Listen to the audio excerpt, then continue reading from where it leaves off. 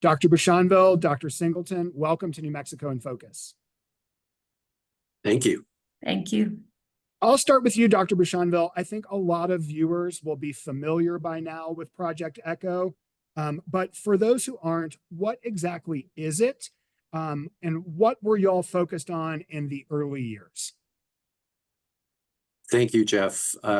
For those that aren't familiar, in a nutshell, Project Echo is an intervention that helps primary care providers deliver higher complexity care to their patients so that they don't have to refer their patients to see a specialist.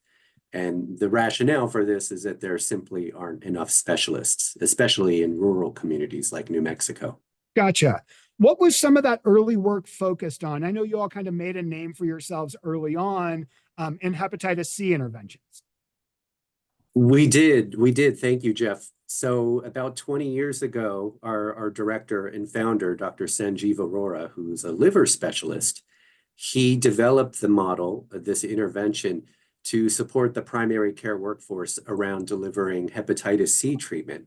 Because at the time, hepatitis C treatment was very complex. It was almost like giving chemotherapy.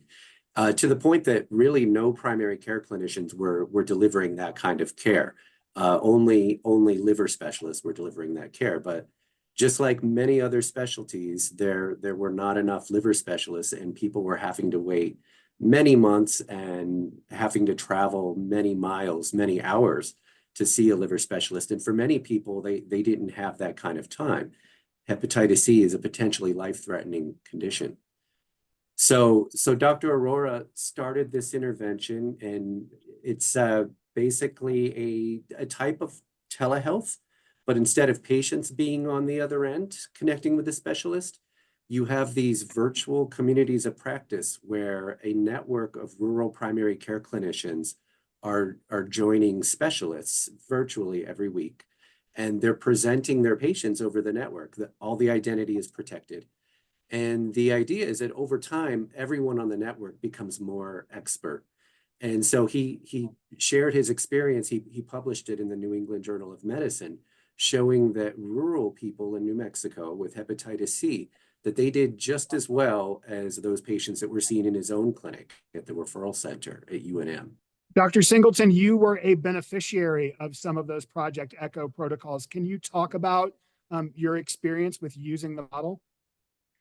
Well, here in rural New Mexico, it's really hard to get a patient into a specialist. And even just trying to get to Española can be a challenge, which is maybe, 30, 40 minutes away. And you need the gas money, you need buy lunch for whoever drove you there. And it's difficult for people to. So it's been a huge bonus to be able to speak with specialists and get the people the care that they need. Also, it's just it's a good thing for me to be able to just keep learning more things and finding out more things. Diabetes, there's a whole universe of improved care that is available for patients, and so it's really helpful to have this input to give better care for my patients. Thank you for the transition. Dr. Bouchonville, as I understand it, there are some parallels between treating Hep C and diabetes in terms of advancements in medications and guidelines. Do I have that right? You are exactly right. And so we were really curious. So I just shared with you the results of the hepatitis C experience in New Mexico. We were really curious about 10 years ago when we started this program for diabetes. What would be the impact? Because again, primary care clinicians weren't really treating hepatitis C before Project Echo in New Mexico, but primary care clinicians are seeing people with diabetes every day. So we wondered what would be the impact of using this Echo model, Project Echo, to support the primary care workforce around a condition they're already seeing every day. And the rationale for that is just as Dr. Singleton mentioned, there have been some very rapid advancements in diabetes care, whether we're talking about drugs, diabetes technologies, which is very good on one hand, but the downside to that is the guidelines around treatment of diabetes as a result have gotten very, very complex. So we're kind of, as you alluded to, Jeff, we're seeing diabetes becoming about as complex as hepatitis C treatment was 20 years ago. And the fact is, if you look at quality metrics around diabetes care in the United States, and one of the most common ones is the hemoglobin A1C blood test, which is a blood test that people with diabetes get every few months. And it gives us a sense of what their average glucose is. So the lower the A1C, the lower their blood sugars on average. And what we're seeing in the US is that even though diabetes care has really advanced in recent years, we're not moving the dial at all on A1C. And part of the reason for that is that many primary care providers don't feel comfortable navigating these complex guidelines. And so we set out to apply the Project ECHO intervention to diabetes care in rural New Mexico. Gotcha. And I want to get to some of the crazy promising results that you've seen in a moment. But Dr. Singleton, I'd like to return to you for a moment. What are some of the unique challenges that folks in your part of the state experience when it comes to diabetes treatment? And how is that different from someone who's living in an urban setting?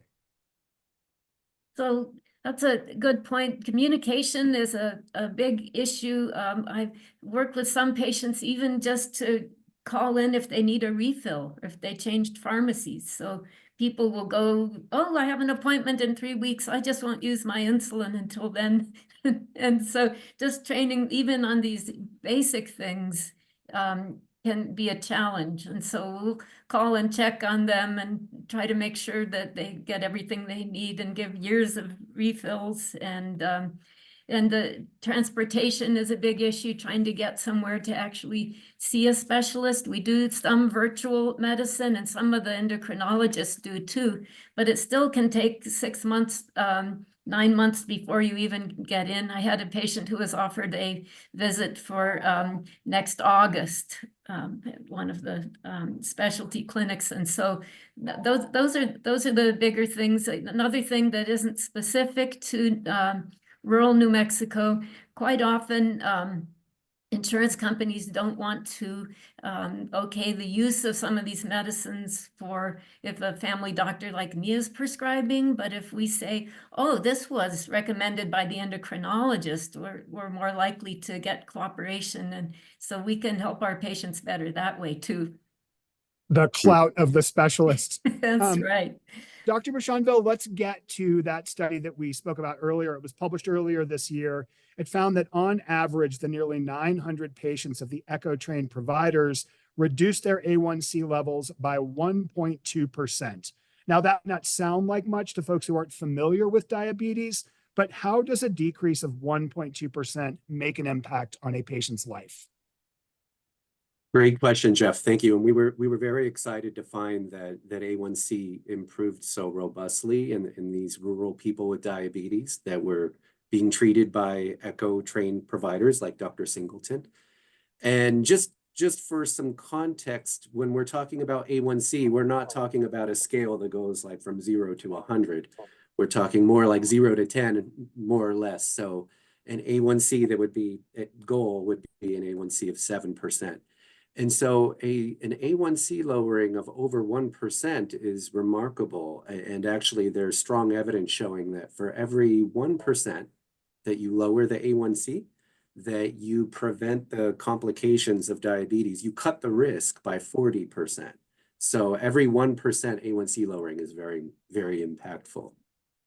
Gotcha. How excited and how rich would a pharmaceutical company be if it could develop a single drug that on average lowered folks A1C by 1.2%? Great question. They're very excited, and we have some therapeutics that do that. There's a lot of research and development dollars that go into creating these medications. And that's really the beauty of the ECHO model is it's very low cost. You're moving knowledge rather than moving patients, right? And so it's not a costly intervention, but it significantly improves diabetes outcomes. Dr. Singleton, tell me a little more about your practice, please. Who is a typical diabetes patient you see? They're often from these wonderful northern New Mexico families. who have a wonderfully delicious diet with tortillas and pinto beans and especially around the Christmas time, the biscochitos and all of the pastelitos and wonderful things that aren't necessarily as good to have when you're suffering from diabetes.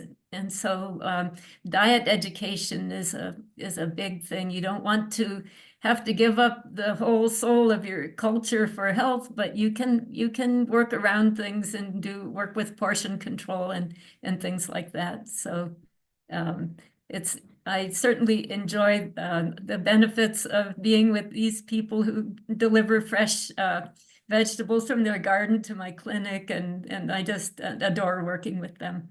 Thank you for speaking about your patients and also making me hungry as we sit here and chat.